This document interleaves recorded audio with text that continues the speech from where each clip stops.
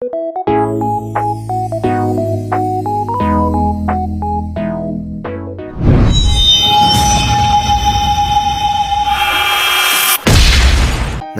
tayo ng bunga ng malunggay mga boss, kaya tara magluto tayo. Nag-guide na din pala ako dyan mga boss ng ampalaya, kamatis, sibuyas at bawang at pati na rin luya mga boss. Unang step mga boss ay maglagay ng mantika sa kawali. Pag mainit na yung mantika, ilagay mo na yung luya, ilagay mo na din ang bawang, sibuyas mga boss. Isabay mo na din ang kamatis. Halo-haluin mo lang yan hanggang lumabas yung katas ng kamatis. Pagkatapos niyan ay takpan mo. At pag ganyan na itsura mga boss, ay lagyan mo na yan ng asin. Pati na rin betchin, pamintang durog. Pagkatapos ay mekos mo na yan mga boss. At ilagay mo na din yung ginaya na kamote. Ang purpose pala ng kamote mga boss ay yan ang magpapalapot sa ating gulay. Yan din ang magbabalansin ng tamis at saka ala. At pag medyo lumambot na yung kamote mga boss, ay lagay mo na yung bunga ng malunggay. Pagkatapos niyan ay halo-haluin mo lang ulit mga boss. Nilagyan ko din pala yan ng isang basong tubig para may sabaw. Nilagay ko na din tong ampalaya mga boss para sabay-sabay nang maluto.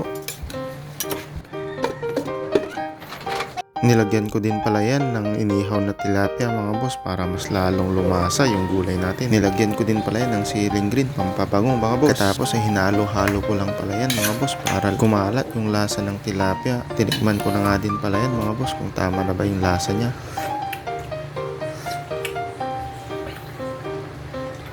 At nag-thumbs up ako mga boss, ibig sabihin sakto yung lasa niya. Kaya pwede na yan mga boss at magsandok na tayo. Talaga namang ako'y gutom na. Sa amoy pa lang mga boss, sobrang bango talaga ng gulay na ganito mga boss. Mga taga-probinsya lang talaga ang nakakamiss mag-ulam nito mga boss. Kaya yung mga nasa Maynila dyan na nag-uulam din ng ganito, shout out po sa inyo mga boss. Pag uwi nyo, maghanap na din kayo ng bunga ng malunggay. Tabayan nyo pa ng ganitong inumin mga boss. Talagang mabubusog talaga kayo mga boss. Melon pala yan na nilagyan ng gatas. O siya mga boss, tama ng kwentuhan, kainan na. First bite sa bunga ng malunggay. O yung nanonood, naglalaway na. Napakasarap talaga ng bunga ng malunggay. Lalo na pag bagong pitas, manamis-namis. Sabayan mo pa ng fresh na inihaw na tilapia. Naku, talagang mapapakain ka. Diyos ko po inang. So paano mga boss, hanggang dito na lang ang aking video. Maraming salamat nga pala sa inyong panonood at patuloy na pagsuporta. Mag-ingat kayo palagi mga boss. Maraming salamat.